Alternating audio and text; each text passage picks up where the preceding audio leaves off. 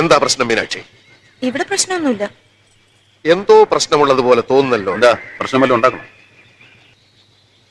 താൻ ആരാ? ഏത് വലിയ മഹാനടനായാലും ശരി, താരമായാലും ശരി, മെഗാസ്റ്റാർ ആയാലും ശരി, സൂപ്പർ സ്റ്റാർ ആയാലും ശരി,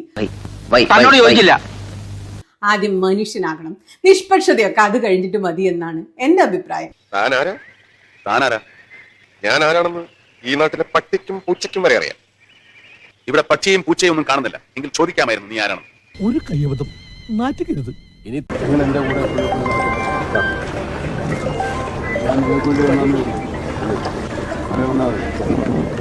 ഞങ്ങൾ സിനിമാക്കാരും മനുഷ്യരാ. വീടും കുടുംബ പ്രശ്നങ്ങളും ഒക്കെ ഉള്ള സാധാരണ മനുഷ്യര്.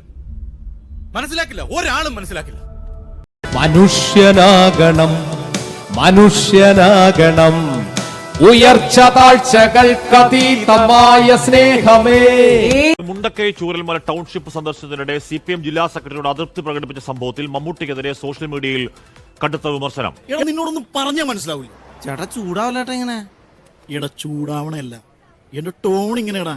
ഇന്നലെ മഹാനടൻ മമ്മൂട്ടി, മഹാനടൻ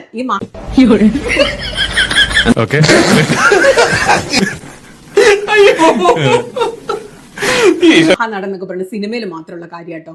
നിലത്തിറങ്ങുമ്പോ ഏത് മനുഷ്യനും താരവും ഒക്കെ വെറും മനുഷ്യനാണ്.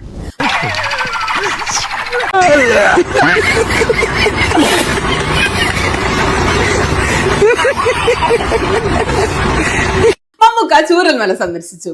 അപ്പൊ CPIMന്റെ വയനാട് ജില്ലാ സെക്രട്ടറി റഫീഖ് അദ്ദേഹത്തിന്റെ പിന്നാലെ തന്നെ നടക്കുന്നുണ്ടായിരുന്നു. സത്യത്തിലെ കാര്യങ്ങൾ മമ്മൂക്കയ്ക്ക് വിശദീകരിച്ചു കൊടുക്കുന്നുണ്ടായിരുന്നു. ഒന്ന് ഓപ്പണായിട്ട് സംസാരിച്ചാ തീരാവുന്ന കാര്യം ഉണ്ടായിരുന്നുള്ളൂ. പക്ഷെ ഈഗോ കാരണം ഞങ്ങൾ രണ്ടാളും വേണ്ടിയില്ല. ഭവ്യതയോടെ കുനിഞ്ഞു ബഹുമാനത്തോടെ നിൽക്കുന്ന റഫീഖിനോട് അഹങ്കാരത്തിന്റെ ആൾരൂപമായ മഹാനടൻ പറയാ, തോന്നിയാസാണ് മാത്തച്ഛൻ കാണിച്ചത്.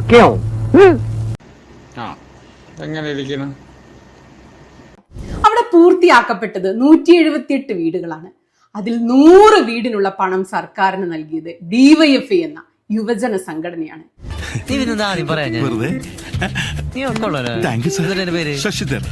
ആ DYFIയുടെ സജീവ പ്രവർത്തകനായിരുന്നു റഫീഖ്. എന്റെ ആത്മാർത്ഥയിൽ നിങ്ങൾ ഫ്രൂട്ട്ലെസ് ഗോരി ഒഴിക്കരുത്. 100 വീടിനുള്ള പണം സമാഹരിക്കാൻ വേണ്ടി ആക്രി പെറുക്കി കൂലിപ്പണി ചെയ്ത് വെയില് കൊണ്ട് അലഞ്ഞ മനുഷ്യരിൽ ഒരാളായ വയനാടിന്റെ CPIM ജില്ലാ സെക്രട്ടറി ഇപ്പോ ആയ റഫീഖിന് അയ്യോ sorry mister Panchu, really sorry മോനെ, സോറി കേട്ടോ. It's okay madam. തെറ്റ് ചെയ്യാത്തവരായി ആരുമില്ല ഗോപു എന്നാണല്ലോ. എന്റെ ജീവിതത്തിലെ ഏറ്റവും വലിയൊരു ആഗ്രഹമായിരുന്നു മമ്മൂക്കയെ നേരിട്ട് കാണണം, മിണ്ടണം എന്നതൊക്കെ.